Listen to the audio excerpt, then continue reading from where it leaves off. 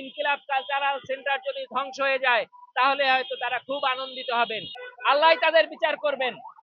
Centre কিন্তু অনেকগুলো ভালো ভালো কার্যক্রম গ্রহণ করেছিল, কিন্তু আমরা দুঃখ ভারাক্রান্ত হৃদয়ে খেয়াল করলাম সেই কাজগুলো আসলে বাধাগ্রস্ত করার একটা প্রক্রিয়া হয়তো শুরু হয়েছে। এবং এখানে আমরা দেখলাম যে বিএনপির অ্যাক্টিভিস্টরা সহ বিভিন্ন মহল এটা দ্বারা এক ধরনের তারা পৈশাসিক আনন্দ করছেন এই ঘটনায়। দেখুন, অন্যের ঘর ভাঙলেও তো আমরা আসলে আনন্দ করতে পারি না অন্তত। ফলে যারা এই হাদি ভাইয়ের রেখে যাওয়া সম্পদ নিয়ে রশি টানিতে যারা পৈশাসিক আনন্দ করছে, আমরা তাদের ব্যাপারটা আল্লাহর উপরেই ছেড়ে দিলাম, আল্লাহ তাদের বিচার করবেন। কারণ এই লড়াই আমরা শুধুমাত্র নিজেরা অর্জন করতে পারবো না, বিজয়ী হতে পারবো না। শহীদ ওসমান বিন হাদি ভাই খুবই স্বল্প পরিসরে তার লড়াই শুরু করেছিলেন, কিন্তু তিনি কিন্তু এই দেশের কোটি কোটি মানুষের হৃদয়ে জায়গা করে নিয়েছিলেন।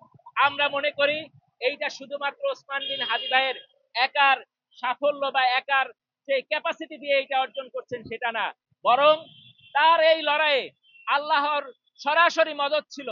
সেই মদত থাকার কারণে তার অল্প পরিসরের কাজই আল্লাহ এই দেশের লক্ষ লক্ষ মানুষের হৃদয়ে ছড়িয়ে দিয়েছিলেন। ফলে আমরা মনে করি আজকে আমরা হাদি ভাইয়ের স্মরণে বা তার বিচার চেয়ে যে পোস্টারিং করব, আমরাও এটা খুব স্বল্প পরিসরে বা ক্ষুদ্র পরিসরে শুরু করেছি, কিন্তু আমাদের দৃঢ় বিশ্বাস আমাদের এই কার্যক্রম বাংলাদেশের আনাচে কানাচে ছড়িয়ে পড়বে, স্বপ্রণোদিত হয়ে এদেশের বিভিন্ন মানুষ বিভিন্ন উপায়ে হাদি ভাইয়ের যে লড়াই সেই লড়াই জিন্দা রাখবে, তারা তার অসমাপ্ত কাজগুলো আরো এগিয়ে নিয়ে যাবে।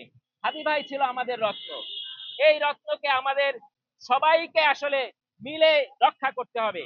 এবং হাদি ভাই এমন একজন ব্যক্তিত্ব ছিলেন, এবং জুলাই গণঅভ্যুত্থান পরবর্তী সময়ে জুলাইয়ের স্পিড রক্ষা করার জন্য তিনি এমন লড়াই শুরু করেছিলেন। আমাদের কামনা ছিল তার এই লড়াইকে রাষ্ট্রীয় পৃষ্ঠপোষকতা দেওয়া হবে, কেননা বর্তমান যে সরকার রয়েছে, এর আগে যে অন্তর্বর্তীকালীন সরকার ছিল, এই দুই সরকারই কিন্তু জুলাই গণ অভ্যুত্থানের কন্টিনিউশন। জুলাই গণ অভ্যুত্থানের কারণেই কিন্তু তারা আজকের ক্ষমতায় আছেন।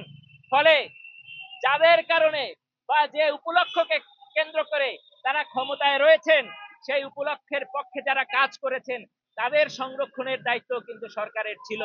কিন্তু আমরা দেখলাম এখন যে সরকার রয়েছে, বিএনপি সরকার, তারা এটাকে সংরক্ষণের ব্যাপারটা তো দূরের কথা, বরং তাদের অনেক অ্যাক্টিভিস্টরা যেন বা চাইছেন ইনকিলাব কালচারাল সেন্টার যদি ধ্বংস হয়ে যায় তাহলে হয়তো তারা খুব আনন্দিত হবেন।